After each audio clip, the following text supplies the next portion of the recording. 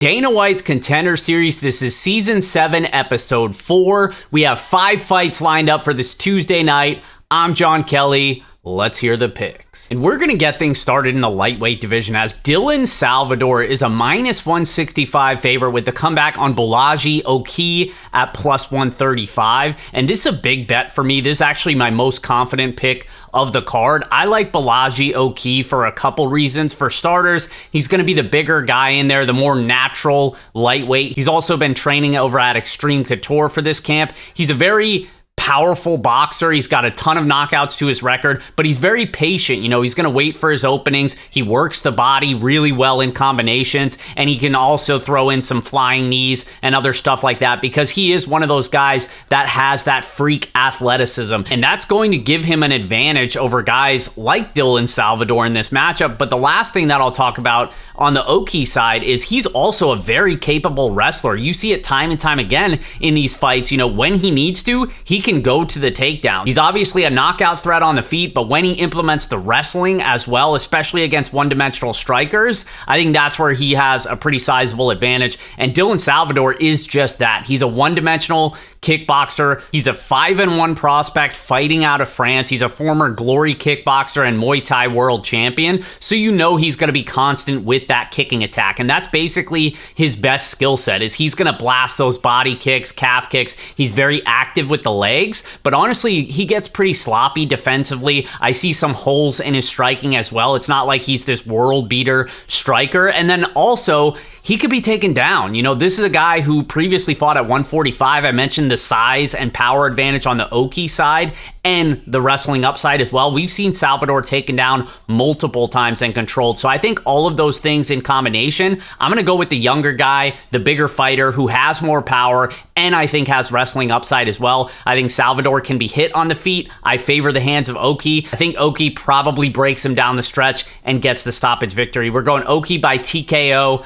That's the official pick. Next fight up in the heavyweight division, we have Thomas Peterson, a minus 510 favorite. He's the biggest betting favorite on the card with the comeback on Chandler Cole at plus 385. And this is basically your typical heavyweight slop fight. You know, we'll start with Peterson. I do think he's a rightful favorite here. Obviously, it's a big number, but I do think it's somewhat warranted. He just seems to be the better fighter. You know, 7-1 prospect, previously fought over in LFA, actually fought for the heavyweight title against Waldo Cortez Acosta, who won by knockout this past weekend in the UFC. That's the only loss of his career. He has your typical punching power at heavyweight. You know, he's a big guy, but he actually has an okay ground game as well. You see it in most of his fights. He's looking to land a takedown, and once he gets on top, it is just all smash all the time. All but one of his wins have come inside the first round. So you know he's kind of a fast starter, looks to get the fight to the ground, and looks to finish you as soon as possible. On the flip side, Chandler Cole, 10-3 prospect, previously fought over in The Ultimate Fighter. He also had a brief stint in PFL, so he's kind of been around.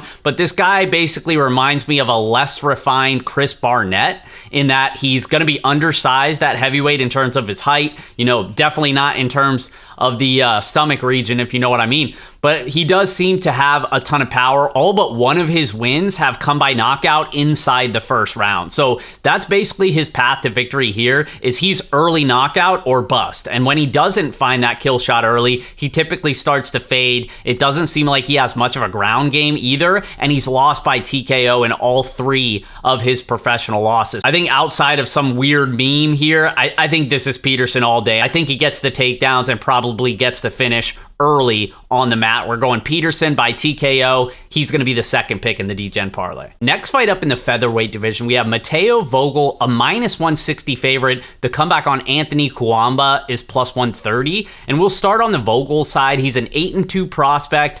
Previously, he was the featherweight champion over in BFL promotion. That's the Canadian regional scene. Shout out to Kai Machado from week 1 who got the contract there. So it's not the best level of competition over there, but Vogle does seem to have a pretty solid skill set. He's also clearly fought the higher level of competition here. He's got some pretty strong wins on the regional scene. He has a win over Garrett Armfield, who we just saw win by knockout last weekend in the UFC. He also went to decision against Damon Blackshear, but he had moments in that fight as well, and you kind of see it in a lot of his fights. You know, he's definitely more of a grappler, holds a black belt in Brazilian Jiu-Jitsu, and his grappling's pretty high level.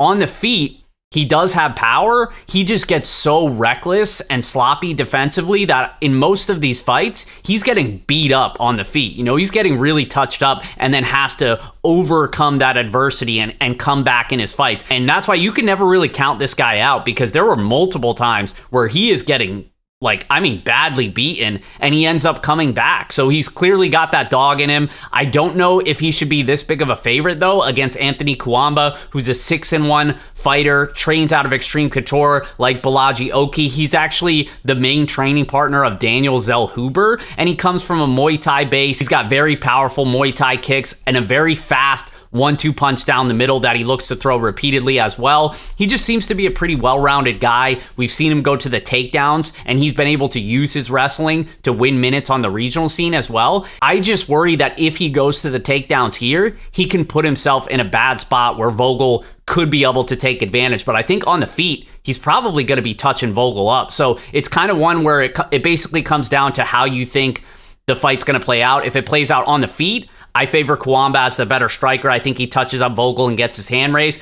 But if it goes to the ground, Vogle is certainly live for a submission. So definitely not my most confident pick, but we're going with the dog in Kuamba. He's going to be the third pick in the DGen parlay. Next fight up in the middleweight division, we have Yusri Belgaroui, a -160 favorite with the comeback on Marco Tulio at +130. And this is a really good matchup in the middleweight division. I think both of these guys are capable of winning fights right now at the lower levels of the division in the UFC, so I think it's a pretty high-level fight. We'll start on the Belgaroui side. He's another former Glory kickboxer. He actually previously fought Alex Pereira and Israel Adesanya multiple times in kickboxing, but in terms of MMA, he's 5-2. 4 of his 5 wins have come by knockout. He's extremely big for the division, very long, and he uses that kickboxing base very well. He manages distance good. He uses those long legs with a variety of kicking attacks that does him well in these fights. But we've seen at times in the past, in both of those losses, really, a problem was he was getting stuck on the fence. He was not able to work back to his feet. He was controlled in terms of the grappling. So he's actually been working with Glover Teixeira for this training camp, and I think he's been there for a decent amount of time. So we definitely want to see the improvements in terms of the ground game, and I think that has the potential to happen here against Marco Tulio, who's a 9-1 prospect fighting out of Brazil. 6 of his 9 wins have come by knockout. He's actually another shoot-to-box training fighter. He trains with Charles Oliveira, Daniel Willie Cat Santos, Felipe Dos Santos, who we talked about earlier, got scratched from last week's card. So he trains at a good camp, seems to have a good skill set as well. He's powerful on the feet. He's able to compete in that realm with Belgaroui.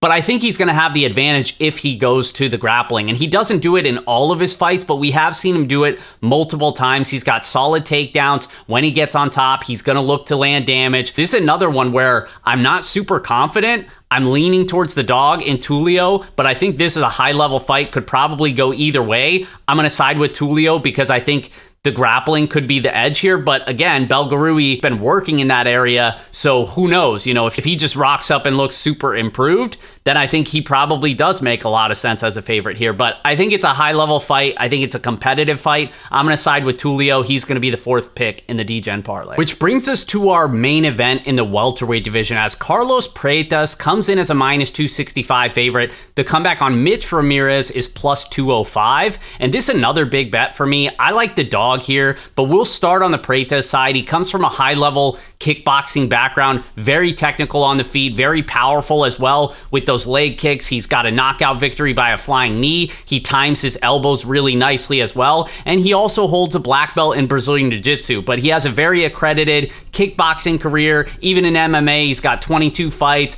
11 of his wins have come by knockout, so he clearly has power on the feet, but he also gets kind of sloppy at times. He fights with his hands down, gets real aggressive, and sometimes pays the price. It hasn't happened recently, but he has been finished in 5 of his 6 professional losses. So despite having a black belt, he was submitted 3 times, and the chin has held up recently, but we've seen him knocked out inside the first round twice on the regional scene. So on the Ramirez side, this is a kid who I like quite a bit. I say kid, but he's 30 years old. And the reason why he doesn't have a ton of fights is actually an interesting story because he had a troubled youth. You know, he got into some trouble. He actually ended up getting addicted to heroin and got in some bigger trouble and ended up going to prison for like 4 years. But he got out, cleaned up his life, you know, been training like crazy, ended up getting a bunch of wins in the Utah regional scene against very low-level opponents, and then knew that he needed to get better, so made the move to Vegas, now trains at Syndicate MMA, where he's just constantly improving. And he's just very powerful. He's kind of a firecracker from the start. This dude has tremendous power. I know he's a little bit shorter in this matchup because he previously fought at 155, but he talked about what that was doing to his body. So now he's actually taken a decent amount of time to bulk up a little bit and be comfortable at 170. And I think he's there. You know, he talked in interviews, he walks around at like 195, 200. Like, he's a big welterweight now. And I think he's going to be the stronger fighter in this matchup. You know, Prates, yes, he's a little bit taller, but he's kind of noodly at times, whereas Ramirez is very strong, man. And if they get in the clinch, I think that's going to show itself. Ramirez obviously has the big knockout power. When he hits guys, they tend to go down. You know, he has a really quality win. Basically, the only good fighter he fought on the regional scene had previously never been knocked out. He touches him once with an uppercut in the clinch, and like, the dude just goes to sleep. It's the only time he's ever been knocked out in his career, and he did it in like 45 seconds. Like, the guy's power is different, but it's also the ground game. I actually think he's got some grappling upside. We've seen him capable of landing takedowns in the past. We also know that he's an experienced purple belt under Ramsey Nijam, who previously fought in the UFC. And like I said, just training at Syndicate with these better fighters, getting better each and every time out. And the last thing I'll say is he was on The Ultimate Fighter. And he was one of the guys when Conor brought his boys in, they had to cut a few people. So unfortunately, he was one of those people. But he's very driven. He hasn't lost the vision. He got himself on Contender Series. I like the narrative. I love the story. And I like the skill set. I think this line is crazy, to be honest with you. I bet it earlier in the week at plus 165. It's moved against me. I'm going to bet it again here in the plus 200 range. I just think, at worst, this is going to be a pick'em style fight in the first round. Obviously, the concern with Ramirez, he's only been to decision once. Most of his wins came very fast, so you don't know if that cardio is going to hold up. But I don't think it goes 15 minutes here. I think Prates is sloppy enough. I think either of these guys can catch each other. And like I mentioned, I kind of think Ramirez has a little bit of grappling upside as well. And the last thing I'll say from a macro standpoint, you know, people love betting these favorites in Contender Series. We see it each and every week. We just saw it with Robbie Ring last week. And the reason why I tend to lean more into the underdogs is because in general, a lot of times there's not as much information to go off of, and it's just a lower level fight in general. So naturally, you should be more interested in the underdogs here. You need to be proving to me that you're like basically bulletproof if you're a big favorite in Contender Series. So it's like, do I think Prates is bulletproof? No, I don't. And I actually think Ramirez is good. I think he can win fights at the UFC. I think this is a guy who's very driven, very passionate, and very skilled. So we're going with Ramirez to close out the DGen parlay. So to recap, in the DGen parlay in the first fight of the night, I like Balaji Oki. This is my favorite bet of the week at plus 135. I just think he's the more skilled fighter. I think that's going to prove itself on Tuesday night.